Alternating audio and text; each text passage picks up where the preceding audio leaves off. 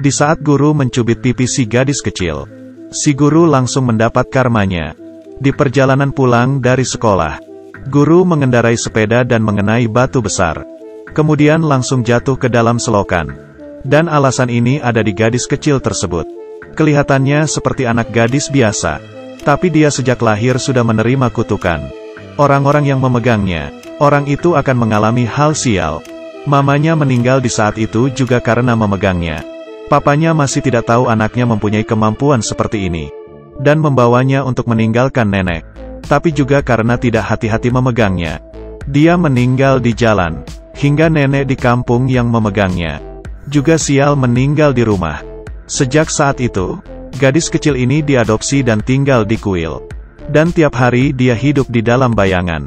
Karena dia takut bisa melukai orang-orang di sekitarnya. Waktu berlalu dengan cepat, si gadis kecil sudah masuk sekolah. Dia datang ke sekolah, dan teman-teman kelasnya mengira dia orang yang aneh. Ini hari yang cerah, tapi dia akan tetap memakai jas hujan kuning.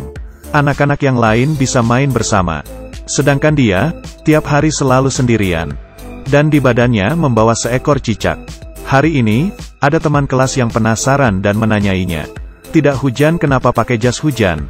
Si gadis kecil ini pun menceritakan tentang kutukannya. Tapi teman-teman kelasnya, bahkan gurunya tidak percaya dengan apa yang dia katakan. Dan mencubit pipinya. Siapa sangka hal sial pun terjadi. Si guru di perjalanan pulang dari sekolah, mengendari sepedanya dan mengenai batu besar lalu jatuh ke selokan. Hal ini dengan cepat menyebar di sekolah. Sejak itu, semua teman kelas pun mempercayai perkataannya.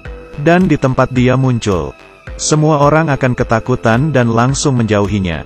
Tapi anak laki-laki ini tidak takut dengannya, malah menjadi temannya. Keduanya ke sekolah bersama, saling bercerita.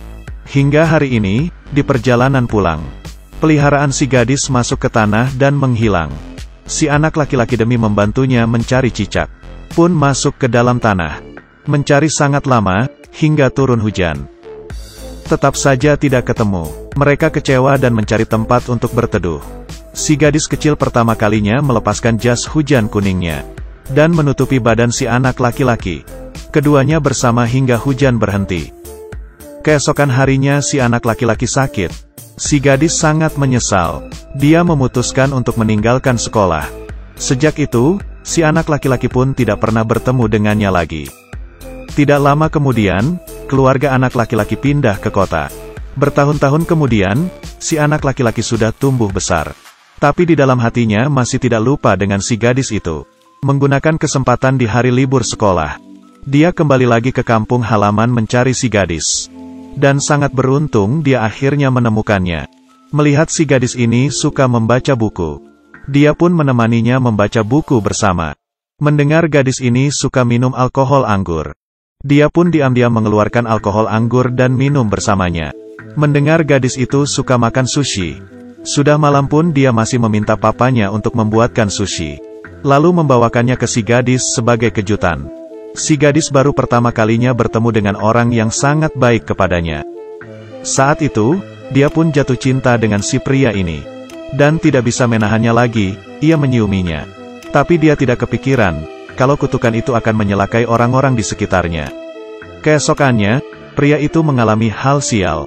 Gadis ini sangat kasihan, karena kutukan di tubuhnya. Orang yang menyentuhnya akan terkena sial. Di saat masih kecil, keluarganya karena menyentuhnya pun meninggal. Setelah besar, gadis mempunyai orang yang disukai. Tapi karena tidak tahan untuk menyiuminya. Keesokannya, pria itu langsung sakit masuk rumah sakit. Memiliki kemampuan yang mengerikan ini membuat gadis ini sudah pasti akan sendirian selama hidupnya. Demi melindungi si pria, dia memilih untuk meninggalkannya. Waktu berlalu dengan cepat, 5 tahun sudah berlalu. Di saat dia muncul lagi, pria itu agak bingung. Dia sudah lama tidak bertemu dengan si gadis. Kali ini, dia tidak akan membiarkannya pergi. Ia melepaskan tali sepatunya, dan mengikat kedua kaki mereka bersama. Dengan begini dia baru merasa aman.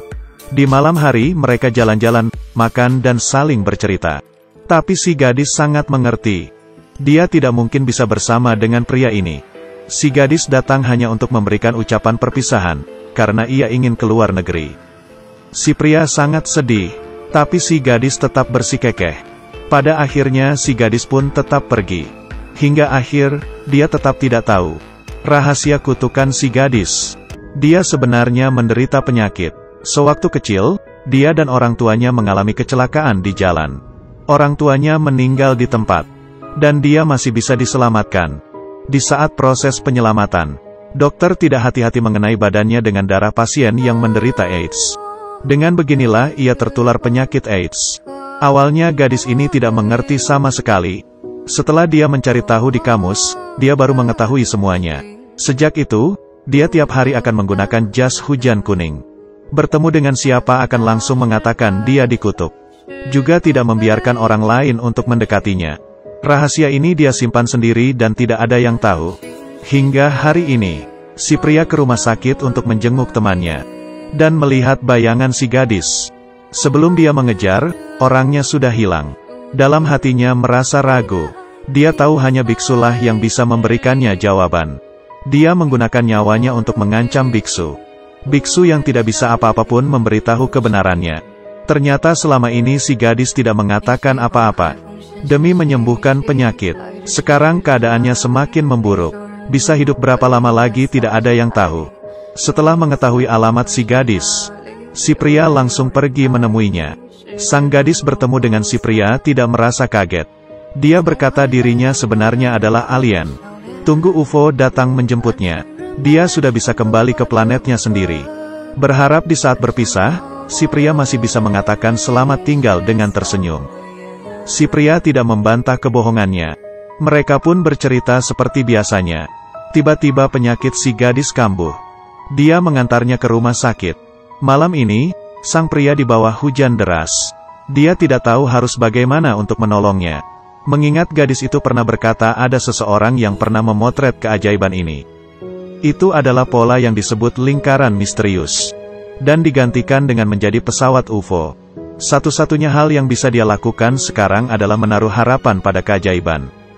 Demi membuat pola ini, dia tanpa tidur dan istirahat mencabut rumput. Melewati beberapa hari usahanya, pola yang misterius akhirnya selesai. Setelah gadis itu tahu, tidak peduli larangan dokter, dia diam-diam keluar dari rumah sakit. Dia bersandar di punggung si pria, dan duduk di tengah-tengah pola yang dipenuhi dengan lampu. Bersama-sama menunggu muncul keajaiban. Tapi sudah menunggu lama, keajaiban tetap saja tidak muncul. Mereka akhirnya menangis penuh kesedihan.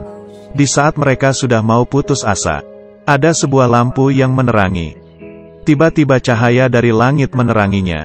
Melihat UFO beneran datang. Sang gadis sudah akan pergi. Dia menangis dan berpisah dengan pria tersebut. Kemudian dia pun menghilang. Beberapa tahun kemudian, si pria membuka restoran sushi. Dan di dalam hatinya masih diam-diam berharap gadis itu muncul. Ada yang bilang, gadis itu sebenarnya sudah meninggal. Tapi aku lebih berharap gadis itu benaran kembali ke planetnya. Di sana baru tidak ada penderitaan dan air mata. Seperti inilah barulah solusi untuk si gadis. Dan penyelamatan yang diberikan oleh si pria.